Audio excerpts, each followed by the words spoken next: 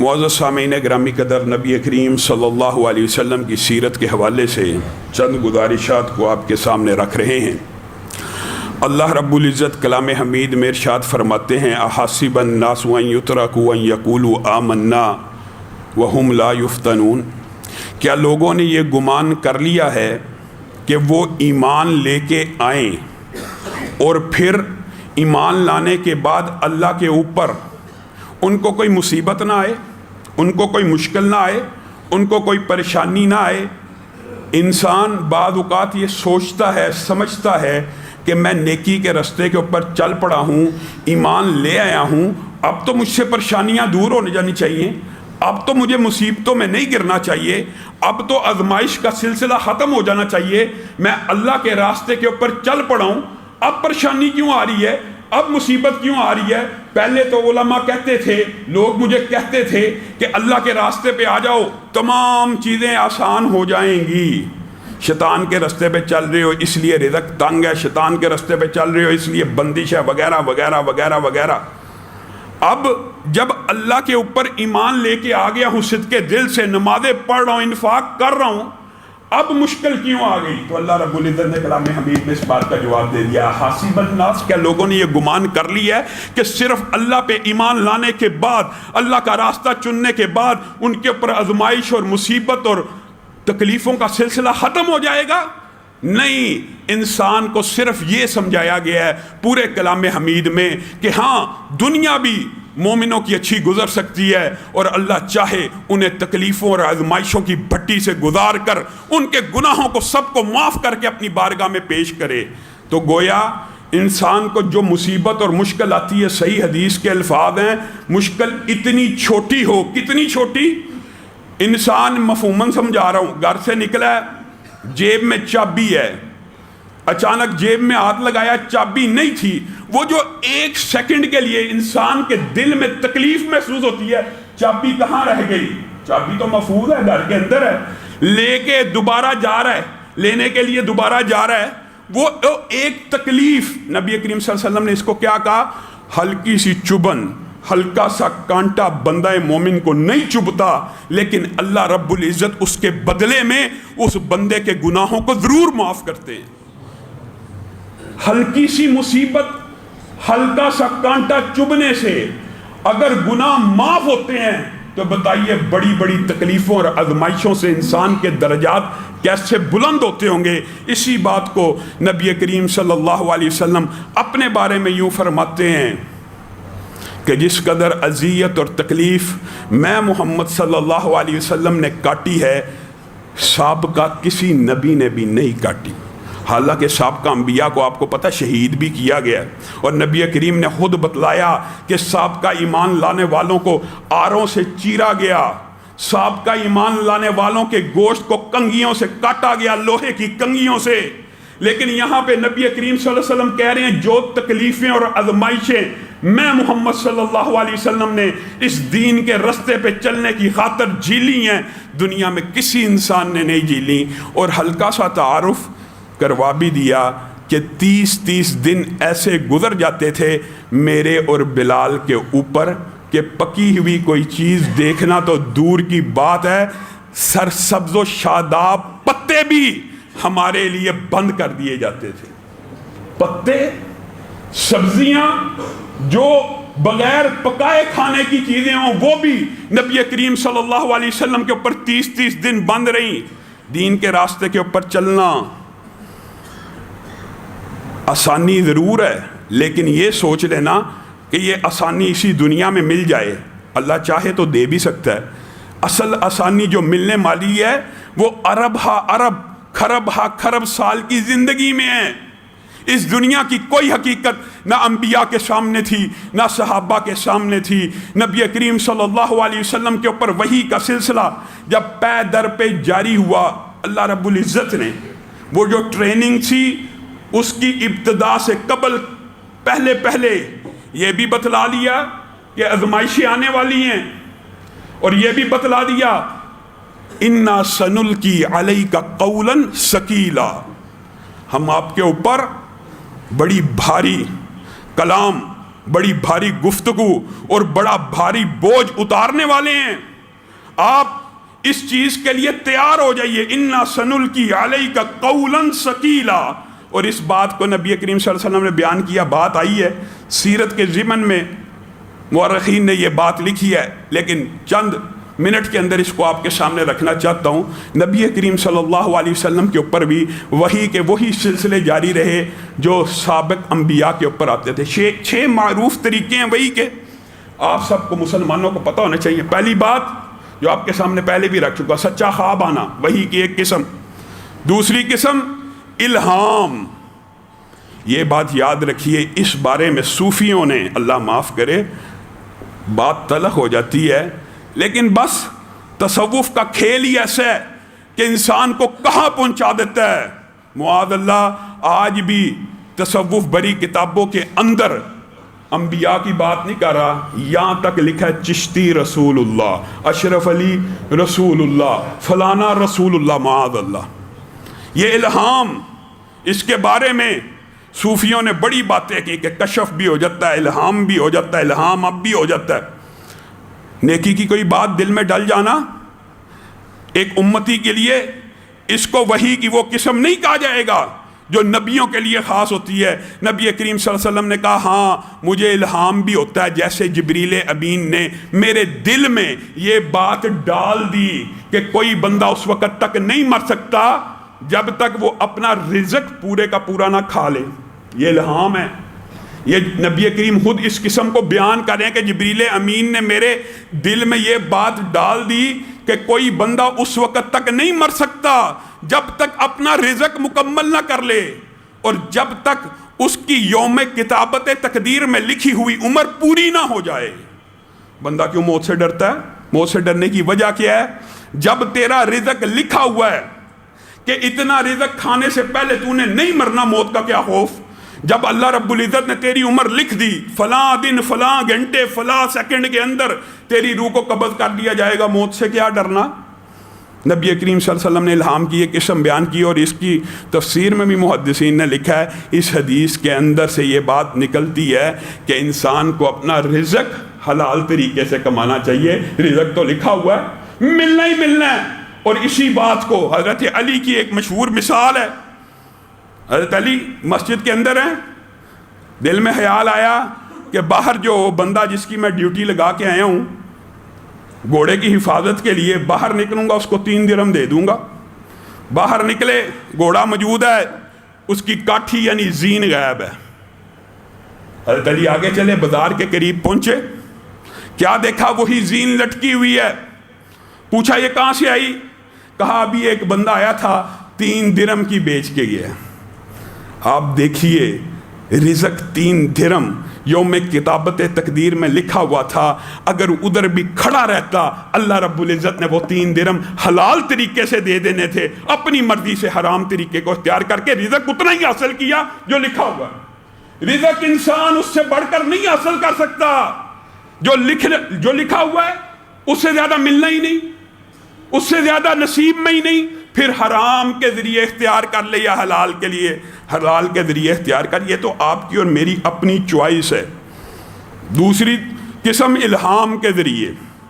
تیسری قسم، یہ بات بھی یاد رکھیے، نبی کریم صلی اللہ علیہ وسلم کو اور چند انبیاء کو، اور جن کا نام ہمیں علم ہے، قرآن پاک میں حضرت موسیٰ کو یہ شرف حاصل ہوا کہ اللہ رب العزت نے حجاب کی اوڑ سے ان انبیاء سے کلام کیا. بعض نبیوں کو یہ شرف حاصل ہے کہ اللہ براہ راست بھی کلام کرتا ہے، اور قرآن پاک میں حضرت موسیٰ کا ذکر موجود ہے کہ اللہ رب العزت نے ان سے کلام کیا. اور یہی شرف اور فضیلت نبی کریم صلی اللہ علیہ وسلم کو حاصل ہوئی. کب؟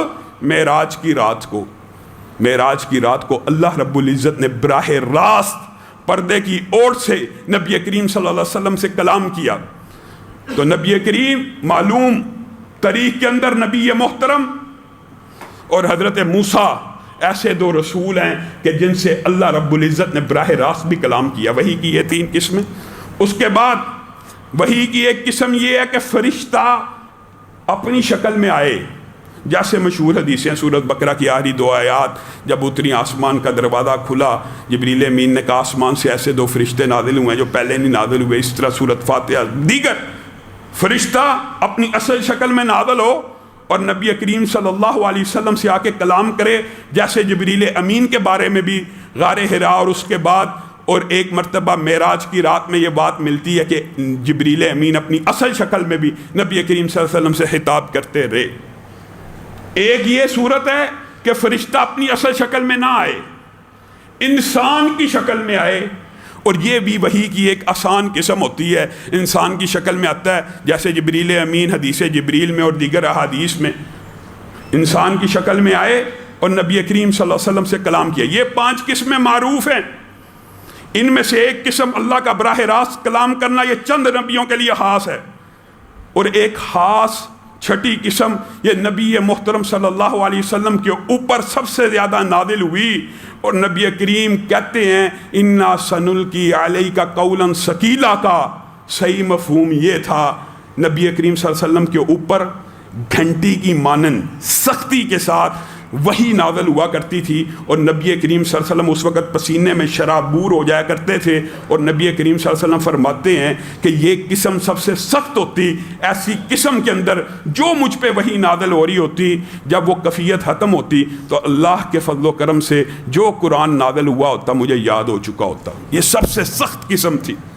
یہ 6 اقسام ہیں وحی کی، اور نبی کریم صلی اللہ علیہ وسلم کو ان ساری قسموں کے ساتھ ہم آہنگ کر کے آپ کو فتنے مصیبت کی پریشانی کی خبر دے کر اللہ رب العزت نے وحی کا انداز بھی کچھ بدلا۔ تبارک الذی نزل الفرقان علی عبدہ لیکون للعالمین نذیرا، جب یہ آیتیں نازل ہوئیں وما ارسلناک الا رحمۃ للعالمین، تو نبی کریم صلی اللہ علیہ وسلم کو پتہ چل گیا میری نبوت اور رسالت کا معاملہ صرف عرب کے لیے نہیں ہے، صرف مکہ کے قریشیوں کے لیے نہیں ہے، لیکون للعالمین نذیرا، مجھے اللہ رب العزت نے کسی قوم کسی وقت کے لیے پیغمبر اور رسول بنا کر نہیں بھیجا۔ رسول آئے ہیں، پیغمبر آئے ہیں، ظاہر اپنی قوموں کی طرف آئے، اپنے ٹائم کے لیے آئے، بنی اسرائیل میں 80,000 کے قریب انبیاء آئے، کوئی کسی زبان میں آیا، کوئی کسی زبان میں آیا، وَلِكُلِّ قَوْمٍ ہَادٍ، ہر قوم کے پاس پیغمبر رسول آئے، ان کی زبان میں ان سے کلام کرتے رہے۔ لیکن جب یہ آیتیں نازل ہوئیں رسول اللہ صلی اللہ علیہ وسلم کی رسالت کے اوپر مہر لگ گئی کہ یہ نبی سارے امام سارے کے سارے جہانوں کا نبی بن کے آیا ہے، اور سارے کے سارے وقتوں کا امام بن کے آیا ہے۔ یہ مہر لگ گئی تو ساتھ ہی نبی کریم صلی اللہ علیہ وسلم کو آرڈر جو آئے وہ تھوڑے سے بدلے ہوئے تھے۔ پہلے حکم تھا ان کو تبلیغ کرو، وانذر عشیرتک الاقربین، قریشیوں کو بات کرو۔ پھر یہاں پہ حکم جب پورے جہانوں کا رسول اور پورے جہانوں کا پیغمبر بنا دیا گیا، ہر زمان کے لیے ہر مکان کے لیے آپ کو رسول منتخب کر لیا گیا، تو پھر یہ حکم نازل ہونا شروع ہو گئے، فاصدع بما تؤمر وَأَعْرِضْ عَنِ الْمُشْرِكِينَ۔ ہاں اب آپ نے جو آپ کے پر حکم نازل ہو لوگوں کو کھول کھول کے بیان کرنا ہے، مشرکین سے اعراض کیجئے۔ وَاصْبِرْ عَلَى مَا يَقُولُونَ وَاهْجُرْهُمْ هَجْرًا جَمِيلًا، یہ جو اب آپ کے ساتھ بدتمیزی اور گفتگو کرنے والے ہیں نا، کیونکہ ہم نے آپ کو تمام جہانوں کا تمام زمانوں کا پیغمبر بنا دیا ہے، اب ان کی تلہی میں اضافہ ہونے والا ہے اور آپ کی مصیبتوں میں بھی اضافہ ہونے والا ہے۔ اب آپ نے صبر کرنا ہے، وَاصْبِرْ، اللہ کہہ رہا ہے اپنے رسول اور پیغمبر کو میری اور آپ کی حیثیت کیا ہے، اور کیا کہا ان کے ساتھ ذرا اچھے طریقے سے کنارہ کشی کیجئے، حکمت عملی کو بدلیے۔ رسول اللہ صلی اللہ علیہ وسلم نے جب ان کو تمام جہانوں کا، ویسے تو قریش مکہ نے نفرت کا اظہار آپ کے سامنے رکھا تھا، اسی وقت شروع کر دیا تھا صفا پہاڑی کی، لیکن جب اس طرح کی آیتیں اتری قریش کی تلہی میں اضافہ ہوا، وہ آپ کے اوپر طرح طرح کے آپ کو ہر طریقے سے تنگ کیا گیا ہے۔ معاذ اللہ معاذ اللہ، کئی مرتبہ اللہ رب العزت نے آزمائش بھی کی ہے، اور کئی مرتبہ نبی کریم صلی اللہ علیہ وسلم مصیبت اور مشکل کا شکار ہوئے ہیں۔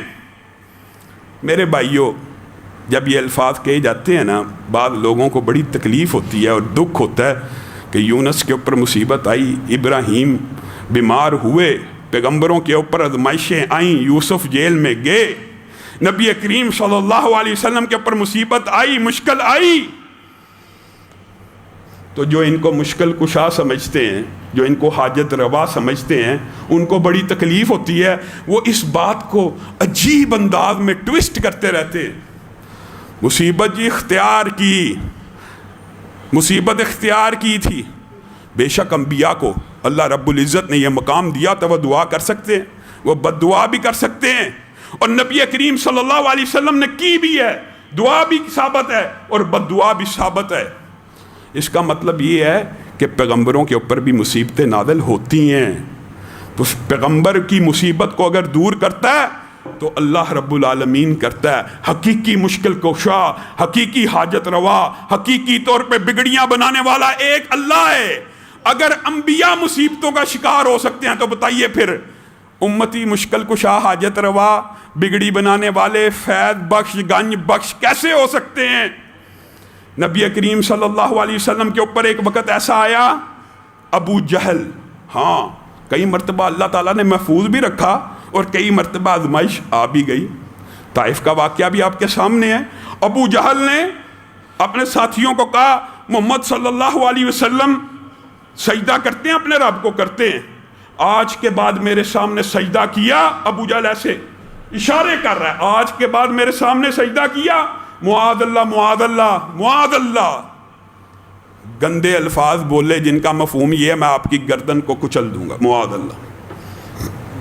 اور پھر نبی محترم جب خانہ کعبہ میں آئے، سجدہ کیا، ابو جہل تیزی سے آگے بڑھا، اپنے دوستوں کو بتلاتا ہوا آج محمد صلی اللہ علیہ وسلم میرے ہاتھ سے نہیں بچیں گے، میں ان کی گردن کو مسل دوں گا۔ جب آگے بڑھا ایک دم ڈر کے پیچھے ہو گیا۔ ساتھیوں نے پوچھا یہ کیا ہوا؟ ابھی تو قسمیں کھا رہا تھا آج نہیں چھوڑوں گا، ابھی ان کے قریب بھی نہیں پہنچا، ڈر کے واپس آ گیا ہے۔ ابو جہل کہتا ہے، ابو جہل دیکھیں اللہ تعالیٰ نے جس کو ہدایت نہیں دینی ہوتی پردے اٹھ جانے کے بعد بھی نہیں ملتی، اس دنیا کا پردہ اٹھایا۔ ابو جہل نے اپنی آنکھ سے آگ کی خندق دیکھی اور اپنے ساتھیوں کو کہا میں آگ کی خندقیں دیکھ رہا ہوں اور ساتھ میں مجھے فرشتوں کے بڑے بڑے پر نظر آ رہے ہیں جو محمد صلی اللہ علیہ وسلم کی حفاظت کر رہے ہیں۔ عبداللہ ابن عباس نے کہا نبی کریم جب سجدے میں پڑے تھے نا اس وقت، تو ابو جہل نے کہا اٹھائیے سر نہیں تو میں آپ کے سر کو کچل دوں گا۔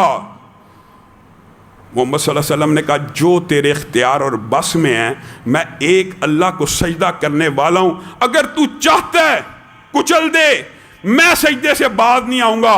ابو جہل نے کہا تو اکیلا ہے، تجھے پتہ مکہ کی سب سے بڑی مجلس میری ہے۔ ابو جہل کہہ رہا مجلس، سب سے زیادہ لوگ میرے ارد گرد اکٹھے ہوتے ہیں، میں ابھی ان کو ایک آواز دوں معاذ اللہ ثم معاذ اللہ ثم معاذ اللہ، تیری تکہ بوٹی کر دیں۔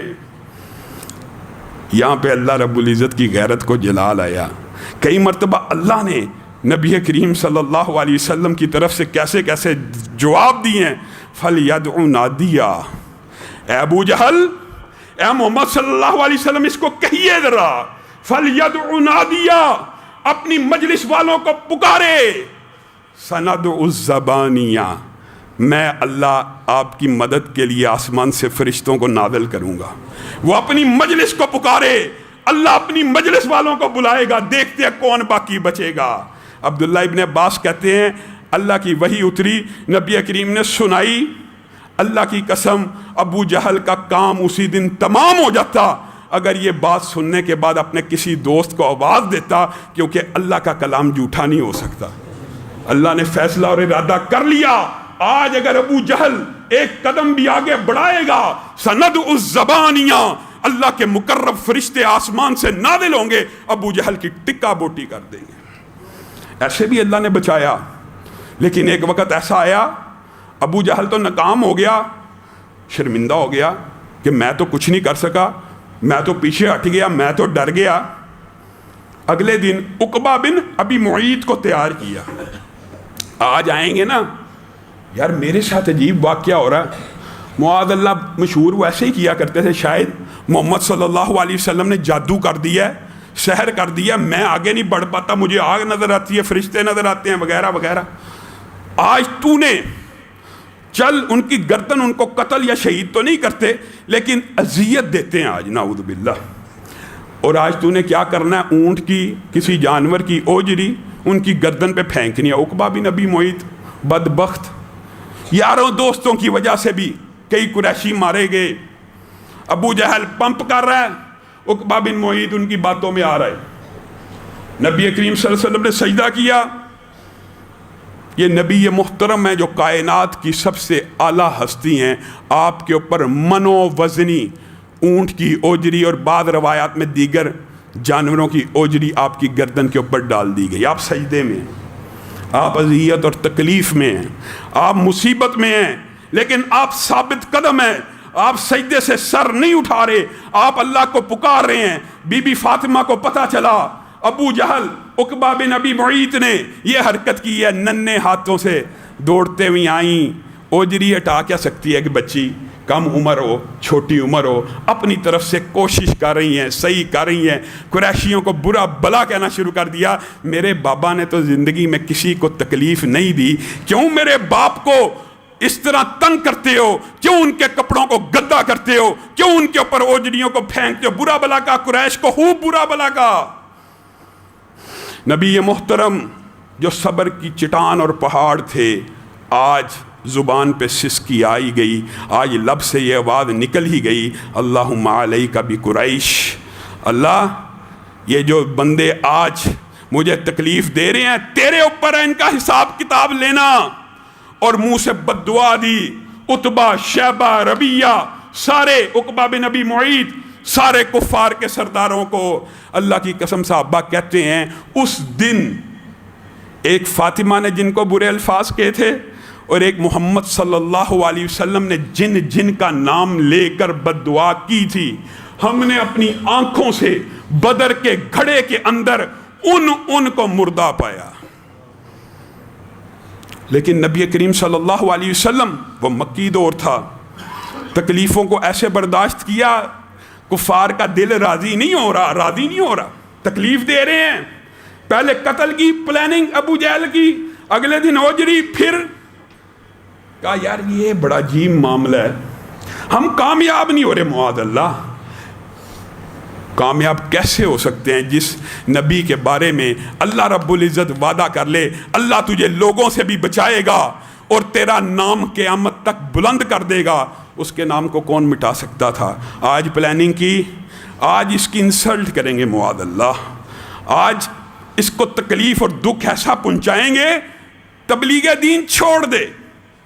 آج ارادہ کیا، ابو جہل کہنے لگا، مفہوماً بات کرتا ہوں، میں اکیلا آگے بڑھتا ہوں، عقبہ بن ابی معیط آگے بڑھتا ہے، بنو ہاشم ہیں، دشمنیاں ہماری باڑی ہیں، تم کیا کرتے ہو سارا وقت. آج قریشیوں نے پلاننگ یہ کی، قریشی سرداروں نے، کہ مل کے دعویٰ بولیں گے، کسی ایک کے اوپر الزام نہ آئے، نعوذ باللہ محمد صلی اللہ علیہ وسلم کو تکلیف پہنچے، بنو ہاشم قصاص مانگے یا دیت مانگے تو سارے کے سارے مشترکہ ان کو جواب دیں. آج نبی کریم صلی اللہ علیہ وسلم آئے، انہوں نے ایک کپڑے کی ایک چادر تیار کی، میلی کچیلی، اس کے اندر اذیت ناک چیزیں بری، اور نبی کریم صلی اللہ علیہ وسلم سجدہ کر رہے ہیں، آپ کی گردن کے اندر ڈال کے سارے قریشی سرداروں نے کھینچنا شروع کر دیا.